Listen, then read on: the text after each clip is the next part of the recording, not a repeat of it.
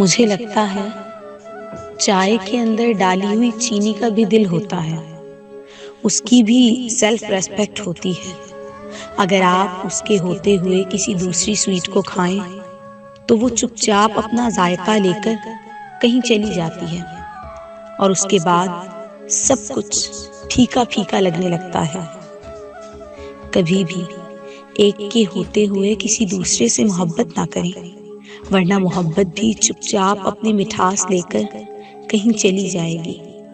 رشتے توڑنا بہت آسان ہوتا ہے، اصل سمجھداری یہ ہے کہ کچھ بھی ہو جائے درگزر کر کے محبت کو ہمیشہ قائم رکھا جائے، ورنہ رشتہ توڑنے کا پچھتاوا زندگی بھر آپ کو سکون سے سونے نہیں دے گا۔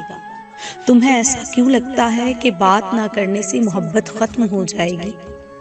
محبت کے لیے رابطہ ضروری نہیں ہوتا، یہ فقط ایک احساس ہے، اور تمہارا احساس ہر وقت میرے ساتھ ہے، ہر وقت میرے ساتھ ہے۔